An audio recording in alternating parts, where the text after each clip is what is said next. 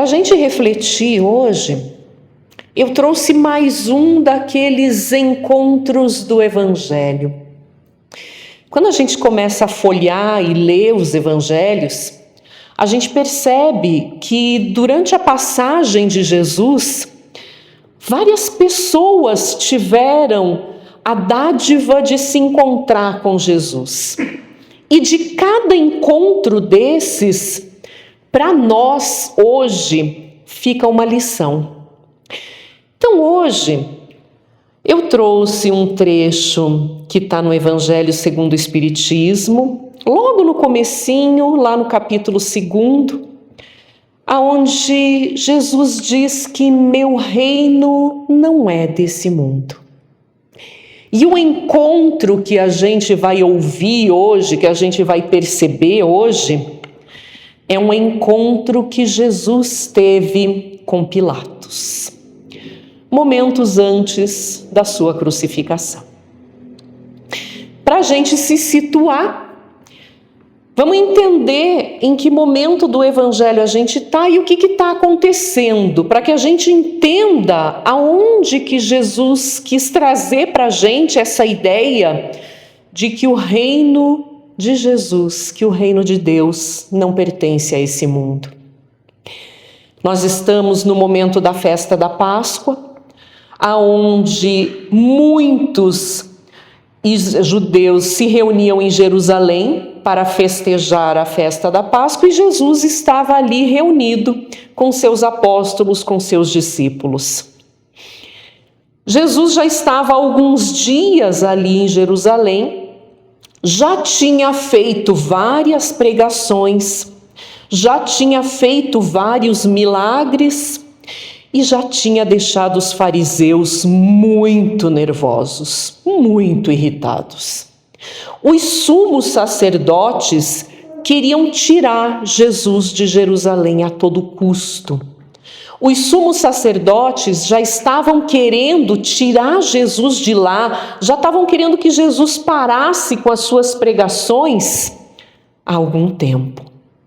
E quando Jesus estava em Jerusalém, no momento da Páscoa, eles perceberam que seria um momento em que Jesus talvez não conseguisse reagir, não conseguisse fazer algo se eles conseguissem prender Jesus naquele momento. E aí eu chamo a atenção porque alguns dias antes de acontecer a prisão de Jesus no Horto das Oliveiras, eu não vou contar muitos detalhes dessa história porque a gente conhece bem, né? A gente conhece bem as histórias da Semana da Paixão de Cristo. Eu vou chamar a atenção para aquilo que interessa para o aprendizado dessa noite, para a reflexão dessa noite. Alguns dias antes, se vocês se recordarem comigo, Jesus entrava no pátio principal do Templo de Jerusalém, aonde várias pessoas estavam indo para levar ao templo, para apresentar ao templo as suas oferendas. Essas oferendas podiam ser alimentos, essas oferendas podiam ser joias, podiam ser moedas, podiam ser objetos de valor e podiam ser animais. E esses animais, eles eram de acordo com o tipo de penitência ou de benefício que a pessoa precisava fazer ou queria receber. Só que esses animais, as pessoas vinham de muito longe. As pessoas vinham caminhando dias para chegar em Jerusalém. E era complicado de trazerem esses animais. Então, esses animais estavam sendo comercializados dentro do pátio do Templo de Jerusalém. Quando Jesus chegou até lá e viu a feira, o comércio que tinha virado o pátio sagrado do Templo de Jerusalém, e mais do que isso, os animais que estavam sendo lá vendidos, os objetos que estavam sendo lá vendidos, eles eram oferecidos ao templo como uma barganha, como algo que era colocado de uma maneira errônea. As pessoas estavam vendo aquilo de um jeito errado. E aquilo acabou virando um comércio no qual envolvia você comprar um animal para fazer um sacrifício para conseguir o perdão de algo que você tinha feito com essa barganha que estava sendo feita. E Jesus, ao chegar nesse momento no Templo de Jerusalém, o que Jesus fez? Ele acabou com tudo, ele foi virando barracas, ele foi derrubando as coisas no chão, soltando os animais, ele gritou, ele esbravejou, ele estalou chicotes no ar, conforme nos conta o Evangelho. Por quê? Porque Jesus se revoltou com aquilo que tinha virado a fé daquele povo. O que tinha revoltado Jesus não era só o fato do comércio estar acontecendo dentro do templo, mas a intenção que vinha por detrás daquilo que estava sendo apresentado. A fé das pessoas estava sendo transformada nessa barganha. Então as pessoas não tinham mais o cuidado de respeitar as leis, porque depois elas iam fazer um sacrifício que estava tudo resolvido. Então a fé do povo estava sendo deturpada com aquele comércio, com aquelas oferendas. E Jesus, vendo isso, Jesus se revoltou. E isso irritou profundamente os fariseus. Por quê? Porque eles se beneficiavam diretamente daquilo. Os animais que eram vendidos sob a autorização deles, com parte para eles. E os animais eram entregues no templo para que eles usufruíssem disso. Os animais não eram mortos à toa. Eles eram mortos e depois, claro que a carne era consumida por aqueles que lá viviam. Então, como aquilo atingiu diretamente os fariseus, os sumos sacerdotes, e Jesus, colocando aquilo da maneira que Jesus colocou, tirava isso que eles estavam recebendo, foi a gota d'água para que eles resolvessem prender Jesus. Então, a prisão de Jesus foi arquitetada a partir desse momento. Aí a gente conhece um pouco da história. Eles chegaram em Judas, conversaram com ele, convenceram que queriam trazer Jesus junto para fazerem um acordo. E a ideia de Judas é que Jesus iria juntar-se aos rebeldes, ao povo, e libertar o povo judeu do domínio romano, que era isso que todos eles esperavam. E Judas tinha isso muito forte dentro dele. Então, quando foi proposto esse acordo de que Judas entregasse Jesus, a ideia de Judas nunca foi entregar Jesus para ser crucificado. A ideia de Judas era entregar Jesus para que, unidos aos sumos sacerdotes, eles tivessem força de derrotar o Império Romano que dominava os judeus. Então, naquele momento em que Judas entrega Jesus, em que os guardas vão na calada da noite ao Horto das Oliveiras e prendem Jesus e levam Jesus preso, é o momento que antecede esse encontro de Jesus com Pilatos. Jesus é preso, é levado para os sumos sacerdotes, que interrogam Jesus, que falam com Jesus, e Jesus não muda sua postura, porque a postura de Jesus estava acima de tudo, era a postura divina. E aí os sumos sacerdotes decidem que aquele era o momento de matar Jesus. Só que, como eles eram dominados pelo Império Romano, eles não tinham esse direito. Eles não podiam decidir, eles não podiam julgar ninguém, nem condenar ninguém. Eles tinham as suas leis que eles podiam executar em alguns casos, mas a pena de morte estava fora da alçada deles, vamos dizer assim. Quem decidia a pena de morte era obrigatoriamente os romanos.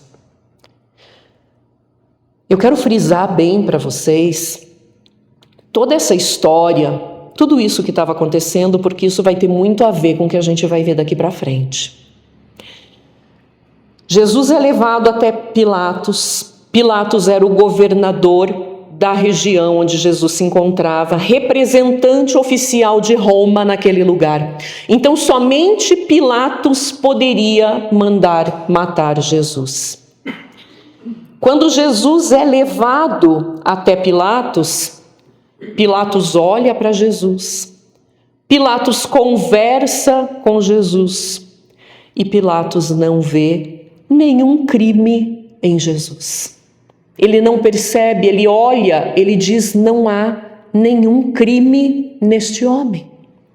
E ele volta a Caifás e os sumos sacerdotes e fala: o homem que vocês me trouxeram não cometeu nenhum crime contra Roma. Por que vocês me trouxeram este homem? Qual o crime dele contra Roma? E aí o sumo sacerdote chega para ele e diz: ele se intitula o Rei dos Judeus. Ele se diz o Rei dos Judeus. E aí é nesse momento em que Pilatos vem novamente até Jesus e pergunta para Jesus. Esse é o trecho do Evangelho de João. Pilatos, tendo entrado de novo no palácio e feito vir Jesus à sua presença, perguntou-lhe: és o Rei dos Judeus? Que foi o que Caifás tinha acabado de dizer para ele. Ele diz que é o Rei dos Judeus. Se ele diz que é o Rei dos Judeus, então ele está dizendo que ele está acima de César. Se ele está acima de César, ele está contra o Império Romano e vocês precisam tomar uma atitude. E ele chega para Jesus e pergunta: és o Rei dos Judeus? E Jesus responde: meu reino não é desse mundo. Se o meu reino fosse desse mundo, a minha gente, os meus apóstolos, os meus discípulos, a minha gente houvera combatido para impedir que eu caísse nas mãos dos judeus. Vocês sabem que os apóstolos não fizeram nada, né? Pedro tentou, cortou a orelha do soldado, mas não teve força para fazer nada, até porque Jesus impediu. Então, se o meu reino fosse desse mundo, a minha gente houvera combatido para impedir que eu caísse nas mãos dos judeus. Mas o meu reino ainda não é aqui. Disse-lhe então Pilatos de novo: és, pois, rei? Jesus lhe respondeu: tu o dizes. Sou rei.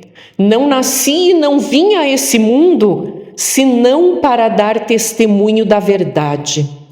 Aquele que pertence à verdade, escuta a minha voz.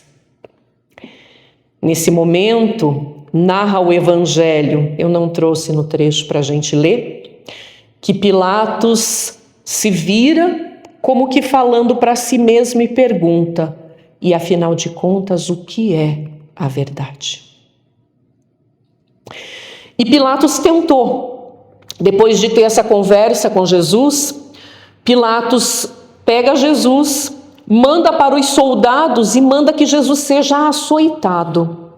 Por quê? Porque Pilatos não queria matar Jesus de maneira nenhuma.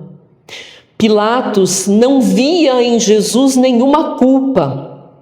E Cláudia, a esposa de Pilatos, tinha sido alertada em um sonho e havia alertado o marido de que Jesus era um homem justo, de que Pilatos iria receber um homem justo para fazer um julgamento. E Pilatos não quis ele fazer nada contra Jesus. Então, terminando esta conversa com Jesus, Pilatos manda Jesus ser açoitado. Aí é o momento em que os soldados vestem em Jesus um manto de cor púrpura, o coroam com a coroa de espinhos, porque Jesus era o Rei dos Judeus. Depois disso, trazem de novo Jesus até Pilatos, daquele jeito, ensanguentado, humilhado. Pilatos olha novamente para Jesus e diz: você não vai se defender? Você não vai fazer nada? Eu não estou vendo crime algum em você. Você vai deixar que lhe condenem sem fazer nada. Você sabe que eu tenho o poder de te soltar agora, se eu quiser. Jesus olha para Pilatos e só diz: nenhum poder você teria sobre mim se não fosse dado por Deus. É a vontade de Deus que vai ser feita nessa noite. Pilatos volta novamente aos sumos sacerdotes ao pátio e diz: pela festa da Páscoa, vocês me pedem que eu solte um prisioneiro. Eu vou trazer Jesus para que vocês peçam que soltem Jesus. Pilatos estava implorando que não condenassem Jesus. Pilatos leva Jesus para que seja solto. E o que o povo faz? Escolhe Barrabás. Barrabás era um rebelde, lutava contra o Império Romano, estava preso e iria ser crucificado, porque ele era uma ameaça para o Império Romano, ele lutava contra o Império Romano. E naquele momento pediram que soltasse Barrabás e gritavam para Jesus: crucifica-o, crucifica-o. E aí Pilatos, vendo que não tinha mais o que fazer, porque ele também não podia se indispor com o povo, e os sumos sacerdotes ameaçavam denunciar Pilatos para César, dizendo que ele estava sendo conivente com alguém que era contra o Império Romano. Pilatos, naquele momento acuado, vendo em Jesus um homem justo que não merecia nada daquilo, lava as suas mãos na cena que todo mundo conhece, dizendo: Jesus vai ser morto, façam o que vocês quiserem, mas eu não tenho parte com isso.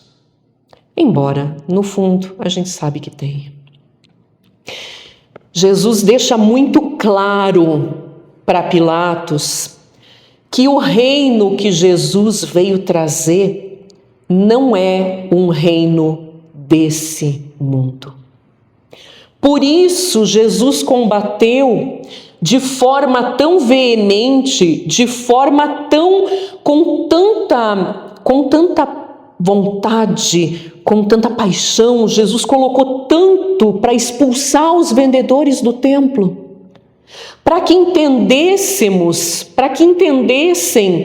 que não é aquela troca, que não é aquela barganha, que a fé não é nada daquilo, que não existe nada desse mundo, não existe nada material que possa ser apresentado a Deus, não existe nada material que possa substituir a nossa fé em Deus, não existe nada desse mundo que possa chegar até Deus.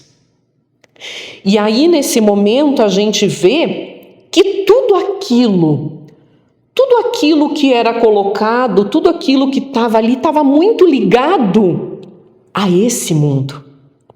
A ideia do povo hebreu era que viesse o Messias libertá-los dos romanos, não libertá-los dos próprios erros, não libertá-los daquilo que fazia mal, não libertá-los do pecado, não.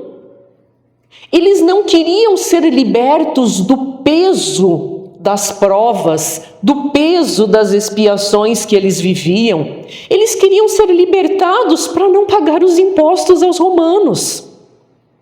Toda a fé daquele povo esperando o Messias. Por quanto tempo eles esperavam o Messias? Por quanto tempo eles liam nas Escrituras esperando um sinal de alguém que viesse libertá-los do povo romano? De alguém que viesse trazer a eles a liberdade material. Eles não pensavam na liberdade do espírito, na liberdade da fé, na liberdade de poder expressar publicamente aquilo que acredita. Não, a liberdade que eles queriam era a liberdade material. Judas, com tudo aquilo que ouviu de Jesus, com tudo aquilo que ele queria, ele entregou Jesus para quê? Porque ele achava que Jesus, subindo na tribuna ao lado dos fariseus, Jesus ia fazer os milagres, assim como Moisés fez e deu todos os sinais das pragas. 10 ou 12, Paulo? 10. As 10 pragas que Moisés colocou, eles esperavam alguém que viesse. Jesus, quando viram Jesus fazendo os milagres, eles esperavam que Jesus fizesse Pilatos desaparecer, virar pó na frente deles. Eles queriam alguém para libertá-los no reino material. E aí Jesus vem, olha bem para Pilatos e diz: o meu reino não é desse mundo. O meu reino é muito mais do que isso. O meu reino é muito mais do que vocês possam imaginar. Vocês anseiam por uma liberdade que vocês não sabem qual é a real liberdade. Vocês buscam uma felicidade sem terem o mínimo de noção do que é a felicidade. Vocês buscam uma realização, vocês buscam ter coisas, quando na verdade deveríamos buscar ser pessoas, mudar, modificar. Jesus vem nos dizer que Jesus sim faz parte de um reino, o reino de Deus, o reino do amor, o reino da paz, o reino da prosperidade de amor, da prosperidade de esperança, da prosperidade de fraternidade, de caridade, de humildade. Coisas que não se compram, coisas que não se vendem, mas coisas que se aprendem, que se vivem. Jesus veio dizer que o seu reino não pertence a nada que nós podemos tocar, que nós podemos sentir, e sim ao nosso sentimento. O reino de Jesus é o reino de nossa alma. É o reino onde nós poderemos ser felizes. E às vezes a gente acha que Jesus veio para nos libertar dos nossos problemas. Quantas vezes a gente ora, a gente pede desesperados para que Jesus ajude a gente a resolver um problema financeiro, um problema no trabalho, uma falta de trabalho, um problema na família, quando na verdade a família não é o problema, é a solução. Quantas vezes a gente vem pedir para Jesus curar o nosso corpo, quando aquilo que atinge o nosso corpo é o que cura o nosso espírito, é o que cura a nossa alma, é o que nos cura dos nossos erros reais, da nossa real doença. Às vezes, aquilo que a gente traz, a dificuldade, a deficiência, ela vem como cura da arrogância, do orgulho que nós trazemos enraizado em nós há séculos, há milênios. Jesus se apresenta a nós como o grande médico das almas, não como aquele que vem nos libertar dos romanos que existem na nossa vida de hoje. E aí, quando a gente entender que Jesus diz que aquele que pertence à verdade escuta a minha voz, a gente vai fazer a mesma pergunta que Pilatos fez. Mas afinal, o que é a verdade? O que é a verdade? E aí, para que a gente entenda um pouquinho dessa verdade, que é a vida real que cada um de nós tem, que é aquilo que nos aguarda na vida após a vida, eu trago, acho que uns textos que eu mais gosto, eu já devo ter trazido umas 3 vezes aqui. Cada vez que eu posso encaixar esse texto, eu encaixo.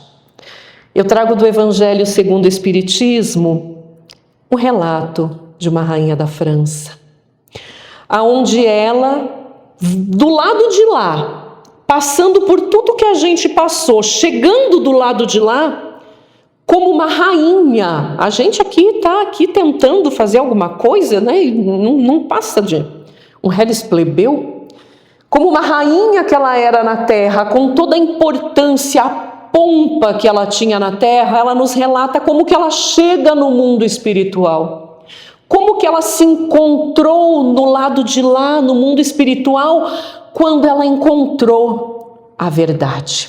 E ela diz o seguinte, eu trouxe alguns trechos. Quem melhor do que eu pode compreender a verdade dessas palavras de nosso Senhor? O meu reino não é desse mundo. O orgulho me perdeu na terra. Quem, pois, compreenderia o nenhum valor dos reinos da terra se eu o não compreendia? Que trouxe eu comigo da minha realeza terrena? Nada, absolutamente nada. Uma rainha da França, gente. Na época em que ser rainha da França era algo muito importante, onde a França era um dos países mais importantes do mundo conhecido.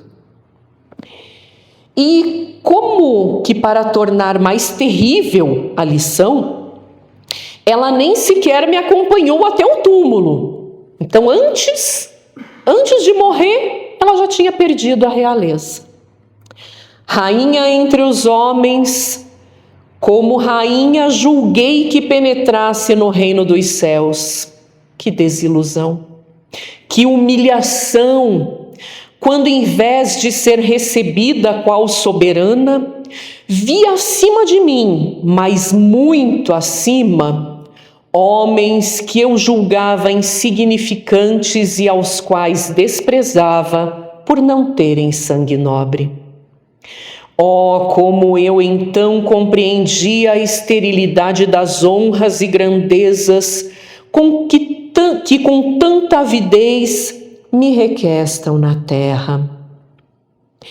Para se granjear um lugar nesse reino, são necessárias, ela dá a fórmula para a gente, a abnegação, a humildade, a caridade, em toda a sua celeste prática, a benevolência para com todos.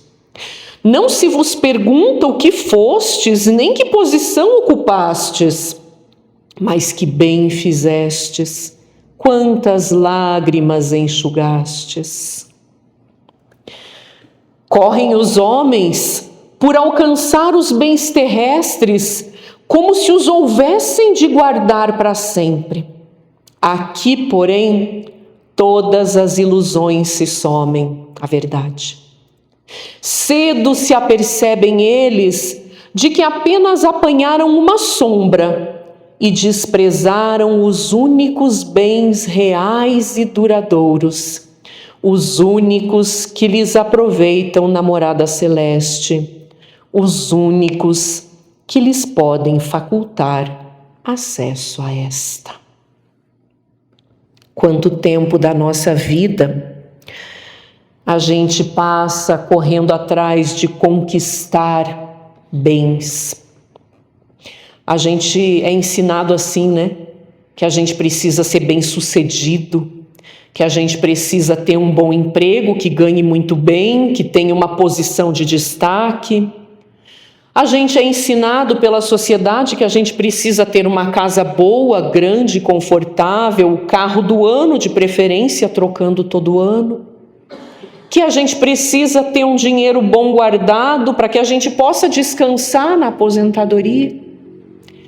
Ensinam para a gente cultivar a paciência. Ensinam para a gente cultivar a benevolência. Como é difícil a benevolência, gente, enxergar o lado bom dos outros. Ah, como a gente faz o contrário. Malevolência, existe a palavra malevolência?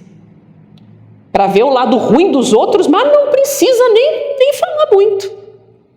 É fácil da gente reparar, nossa, como tá gorda, meu Deus, você viu como ela tá, gente, tá ficando careca, tá ficando velho, ó lá, ó, tá com um namorado novo de novo. Gente, é tão fácil da gente ver o lado mal dos outros, de ver as coisas erradas, de julgar o outro. E o lado bom? Olha lá, ó, tá cuidando da mãe de novo. Olha lá, tá acompanhando o pai. Ó, tá vindo na casa espírita ajudar. Ó lá, ó, tá dando atenção pro velhinho que parou do lado dele. Ó, cumprimentou o porteiro hoje. Como é difícil a gente ver o lado bom dos outros. Como é difícil a gente ver o nosso lado bom. Benevolência. Que mais que tá na fórmula mágica? A humildade. Essa não precisa nem dizer, né? Ah, não sou tão humilde, vou nem contar para vocês. A caridade, de qualquer jeito, em toda a sua celeste prática. A gente é criado, a gente está vivendo no mundo material e a gente sabe que a gente precisa dele. Se a gente não precisasse, a gente não estava aqui. Deus não faz nada à toa, Deus não faz nada inútil, diz o Livro dos Espíritos. Se a gente está aqui encarnado, ou se a gente já passou por uma encarnação, é porque ela é necessária para a gente. Então é necessário que a gente passe por essas situações, é necessário que a gente trabalhe, é necessário que a gente receba o sustento, é necessário que a gente tenha uma casa para morar. Ninguém pode morar na rua, a gente não pode morar aqui, embora aqui a gente quisesse morar, né? Trazer um colchonetezinho aqui, poder ficar aqui ia ser tão bom. A gente precisa disso, a gente precisa do carro para se locomover, a gente precisa, são confortos que a vida material pede que a gente tenha. Agora a gente precisa botar tudo aquilo que a gente acredita, a nossa força, o nosso esforço, a nossa fé, a nossa tolerância nisso. Eu tenho que gastar todo o meu tempo com esse objetivo? Será que eu não estou com o reino errado? Será que eu não estou olhando as coisas de uma maneira errada? A gente não tem que... Eu não quero ser hipócrita aqui de dizer que a gente vai viver só na contemplação, só esperando o plano espiritual. Não, porque no plano espiritual a gente vai trabalhar, no plano espiritual a gente vai ter que correr atrás. André Luiz não nos ensina nos seus livros, nos filmes muito bem feitos, que todo trabalho existe uma recompensa para que a gente possa conseguir algo, os conhecidos bônus hora do nosso lar. Então a gente não tem que dizer, não, a gente vai viver só para isso, mas a gente não pode esquecer disso, porque senão a gente está dizendo que Jesus veio aqui à toa. Jesus veio trazer para nós um reino que a gente não conhecia, e um reino que a gente anseia. Quem aqui não quer viver em paz? Quem aqui não quer viver rumo à felicidade? Quem aqui não quer se ver livre dos problemas?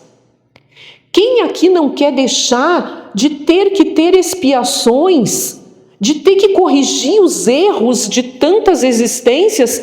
Quem de nós não quer buscar a verdadeira felicidade? Quem não quer chegar a ser chamado de bem-aventurado?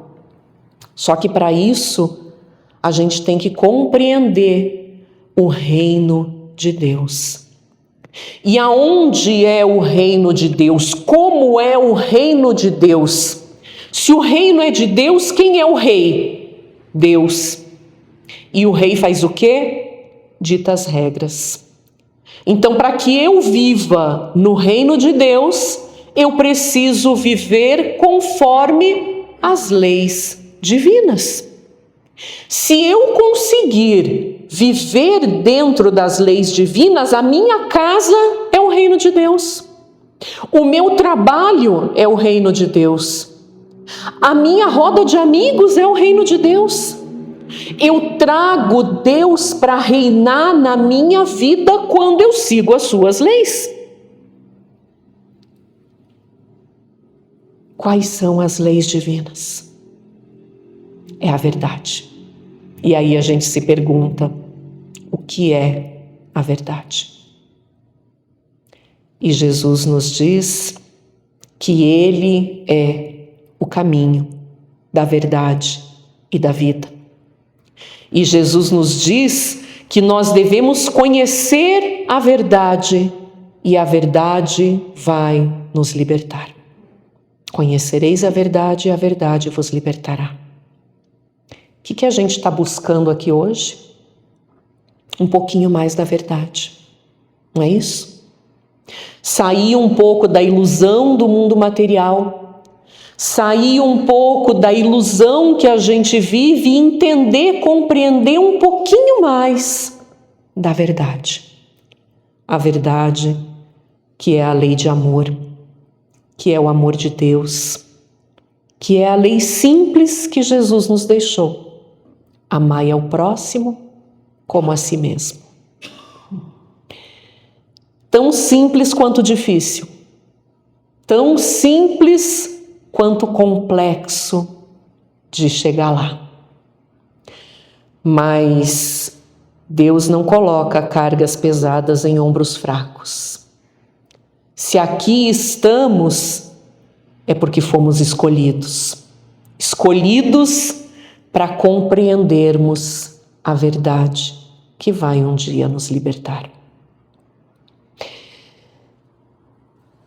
Só o fato da gente poder estar aqui, da gente poder refletir sobre isso, já nos faz um pouco mais próximos de Deus, já nos faz um pouco mais felizes, já nos faz nos aproximarmos um pouco mais do reino de Deus.